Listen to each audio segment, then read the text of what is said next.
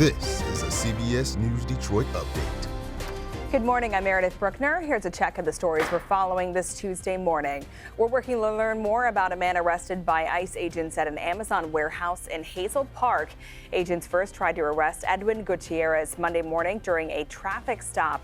They say he drove off and eventually ran into the warehouse before being arrested. According to agents, Gutierrez is from Venezuela and came into the U.S. illegally. In Ann Arbor, the City Council votes to limit ICE access. The resolution approved late Monday night bans the use of city or vacant parking lots as ICE staging areas, forbids the use of several city resources, and prohibits ICE agents from accessing non-public areas of city buildings without a warrant. Most residents at last night's meeting approve of the move. Personally, have been an immigrant in other countries, and I know the feeling of, even though you do everything by the book, having that fear that they're going to catch you on some technicality, it weighs on your life. The measure passed the City Council by a unanimous vote. Among the big national stories, lawmakers in the U.S. House plan to vote today on a government funding bill. The government has been partially shut down since the weekend.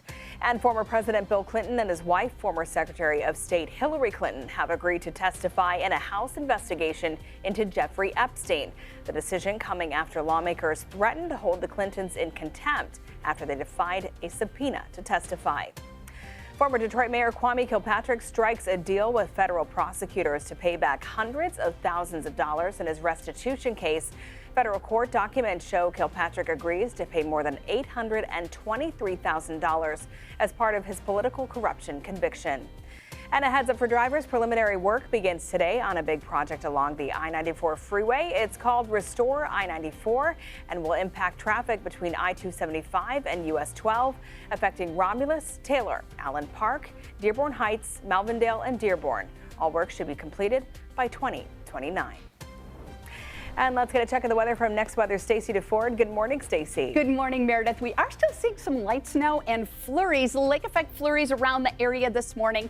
So you could see some slick spots, especially on side roads and in your neighborhoods. Here's what we're tracking now and next. Those flurries diminishing as we head throughout the day today. And our temperatures this week are going to be warmer than those teens we've been experiencing, but still below average. Taking a look at our high temperatures for today, we're going to be in the mid-20s for everyone. Monroe looking like the warm spot at 28 for the high. And again, seeing those flurries move through, especially in the morning hours. A few in the early afternoon south of 96. And then we'll see those clouds start to break up as we head towards the overnight hours.